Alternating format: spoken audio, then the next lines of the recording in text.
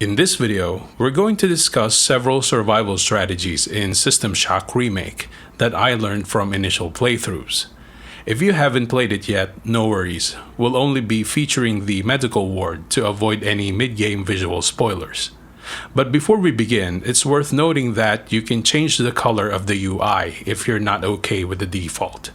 Under the accessibility and interface options, we can choose from several presets available. I picked one called Lithium that's much easier on the eyes. Okay, let's begin. The most important tip I can tell you is to utilize the map in its marker function, because there are no waypoints to speak of, not even an objectives list that automatically gets updated. The main task in this game is to search all of the rooms, which means we'll encounter locked doors quite often, and you'll want to place a marker on them as to not forget. The medical ward is relatively easy to memorize, which might give new players a false sense for the entire game's scaling and design. But once we get to other areas, the map layout gets mildly complex, and it's possible that we might miss a room or two. There's nothing worse than having an incessant voice in one corner of our minds, constantly asking if we missed something, and end up doing wasteful backtracking. This is an activity that we should try to limit as much as possible, because enemies can respawn almost anywhere, even in rooms that we've already cleared. We can do that by picking up everything we need all at once in any room we enter, which directly affects the manner of how we'll acquire credits through recycling.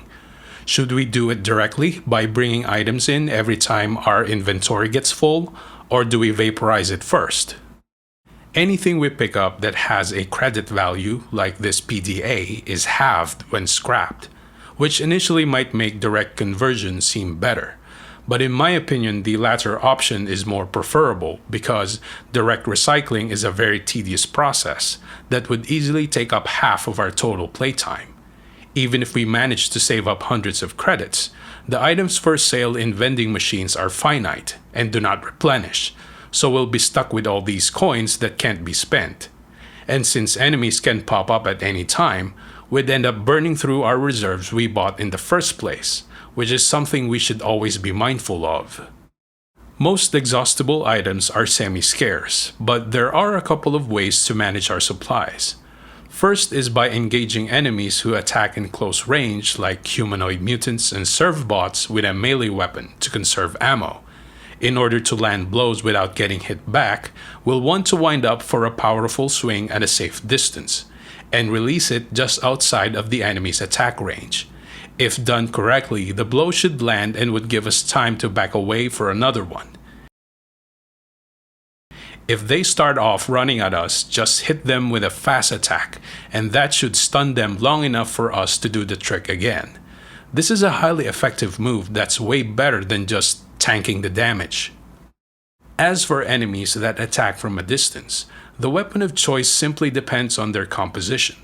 Cyborgs, for the most part, are still organic targets made of flesh, so conventional weaponry like the mini pistol are effective against them. Robots, on the other hand, are vulnerable to energy-based projectiles, like what the spark beam shoots out. When using this weapon, we'd want to lean towards finishing encounters as soon as possible, but without draining our energy pool too soon. In most cases, setting it to medium charge works well with robotic foes. The only time I'd set it to overcharge is when I encounter damage-sponged enemies, like those pesky hoppers, for example. There is, of course, an exemption to this. If there's a nearby charging station, then there's no reason for us not to use the spark beam, regardless of the target's form. The same thing is also true with regenerative items and surgical beds. The goal here is to save up as much reserves as we can, in preparation for the game's later areas, where the difficulty spikes upwards by a huge margin. Thankfully, the game allows us to save at almost any time, which is a handy feature worth reiterating that we should utilize. Take for example when entering cyberspace areas.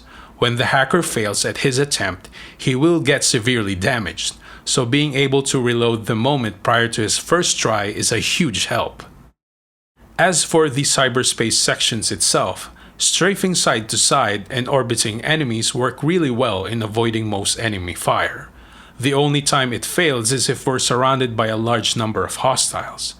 In those situations, I recommend using the decoy escape to buy us some time in repositioning ourselves, or to grab integrity icons.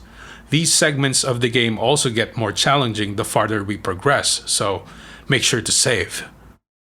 Regardless of the difficulty setting we set combat to, I highly recommend that you try cranking up the puzzles to level 3 first, because they're really fun and acts as a nice reprieve from fighting. There are 2 variants available. One is an array of rotating squares, where the main objective is to connect the 2 glowing red ones, by aligning each adjacent tile in the right direction. The green ones can be manipulated individually, while the yellow ones are controlled by a circular knob with a glowing blue cross or X mark. The direction it's pointing to indicates which tiles it controls.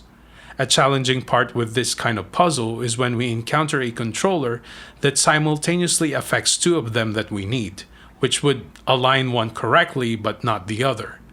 When that happens, we need to check out other controllers to see if we can rotate one of the 2 offending tiles independently.